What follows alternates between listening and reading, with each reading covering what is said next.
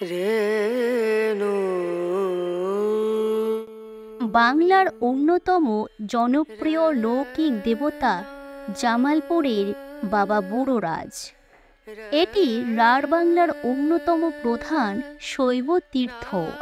বুদ্ধ পূর্ণিমাতে বর্ধমানের সবুজে ঘেরা ছোট্ট গ্রাম জামালপুরে বসে রাঢ় বাংলার বৃহত্তম বুড়োরাজ মেলা। বাবা বুড়োরাজের মন্দিরে 1 মাসের মূল সন্ন্যাসী ছাড়াও 7 দিনের ও 5 দিনের সন্ন্যাসী হয়ে বিশেষ কিচ্ছু সাধন করেন সন্ন্যাসীরা। গঙ্গায় স্নান করে দূর দূরান্ত থেকে সন্ন্যাসীরা রোজ পুজো দেন। পূর্ণিমার পরের দিন উত্তরীয় খোলা ও বান ফোটানোর মধ্যে দিয়ে শেষ হয় সন্ন্যাস পর্ব। জানা যায় বুড়ো শিবের বুড়ো আর ধর্মরাজের রাজ একসাথে মিলে গিয়ে হয়েছে বুড়োরাজ। বাঙালি লোকসংস্কৃতির গবেষক বিনয় ঘোষের মতে এখানে 2 দেবতা মিলে সর্বজন পূজ্য লোকদেবতায় পরিণত হয়েছে। সাধারণত মহাদেব বা শিবের কাছে পশু বলিদান হয় না, কিন্তু লৌকিক দেবতা বাবা বুড়োরাজের মন্দিরে পশু বলি দেওয়ার রীতির প্রচলন রয়েছে। এখানে বলির খাড়ার মতো ধারালো অস্ত্র ব্যবহারের রীতি প্রচলন আছে। কেউ এই সব অস্ত্র দিয়ে দেবতার উদ্দেশ্যে বলি দিতে আসেন, তো কেউ বা আবার দলবদ্ধ হয়ে অস্ত্র প্রদর্শন করে বীরত্ব দেখাতে। আজও বুদ্ধ পূর্ণিমায় এখানে অসংখ্য পাঠা ও ভেড়া বলি হয়। মন্দিরের সেবায়েতদের মতে যম ধর্মরাজের উদ্দেশ্যেই এই বলিদান। বিপদ ও গভীর সমস্যা থেকে মুক্তি পেতে মানুষ দেবতাদের কাছে কিছু মানত করে। বিপদমুক্ত হলে তারা দেবতার উদ্দেশ্যে পশু বলি দেয়।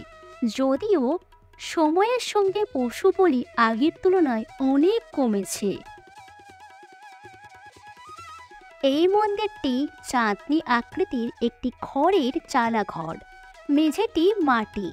পাকা মন্দির করার চেষ্টা হলেও তা ব্যর্থ হয়।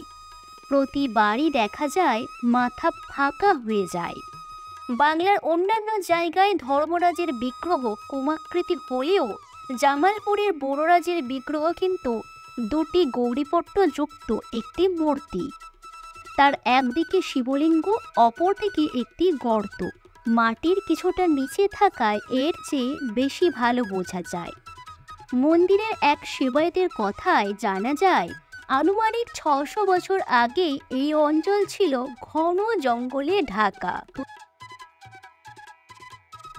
মন্দিরের এক সেবায়েতের কথায় জানা যায় আনুমানিক 600 বছর আগে এই অঞ্চল ছিল জঙ্গলে ঢাকা। সেই জঙ্গলে ছিল একটি উয়ের ঢিপি। শোনা যায় প্রতিদিন একটি গাই সেই উয়ের ঢিপির উপর এসে দাঁড়াতো আর আপনা থেকেই উয়ের ঢিপির উপরে দুধ পড়ত। সেই গরুর মালিক যদু ঘোষ একদিন তার পিছু নিয়ে এই আশ্চর্যজনক ঘটনা দেখে অবাক হয়েছিলেন। সেই রাতে তিনি স্বপ্নে দেখেছিলেন যে ওইখানেই দেবতার অধিষ্ঠান। পরদিন সেখানে খোঁড়াখুঁড়ি শুরু করে শিবলিঙ্গ, গৌরীপট্ট সমেত পাথরের অদ্ভুত এক বিগ্রহ পাওয়া যায়। কিন্তু হাজার চেষ্টা করেও সেই বিগ্রহের শেষ পাওয়া যায়নি বলে এটি সরানো সম্ভব হয়নি। প্রচলিত কাহিনী অনুসারে সেদিন রাতে যদু ঘোষ ফের এবং ওই গ্রামের এক ব্রাহ্মণ মধুসূদন চট্টোপাধ্যায় স্বপ্নাদেশ পান যে সেই বিগ্রহটিকে ওই স্থান থেকে সরানো অসম্ভব, তাই সেখানেই তাকে প্রতিষ্ঠা করে নিত্য পুজোর ব্যবস্থা করতে চান। কিন্তু গরিব সেই ব্রাহ্মণের পক্ষে নিত্য পুজোর ব্যয়ভার গ্রহণ করা সম্ভব ছিল না। তখন আবারও তিনি স্বপ্নাদেশ পেয়েছিলেন যে প্রতিদিন 3 সের চাল আর দুধ দিয়ে পুজো করলেই হবে।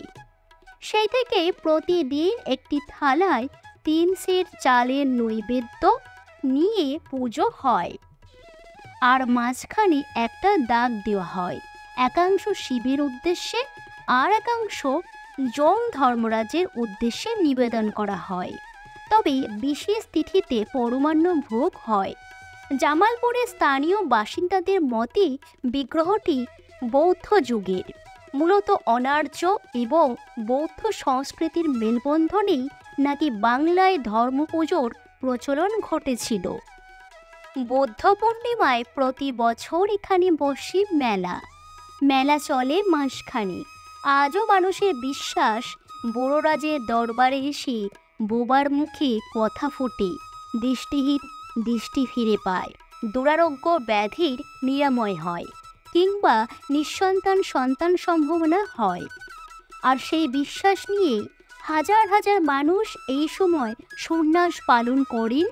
বৈশাখীর দাবদাহ উপেক্ষা করে জাতি ধর্ম নির্বিশেষে হাজার হাজার মানুষ মিলিত হয় এই দিনটিতে।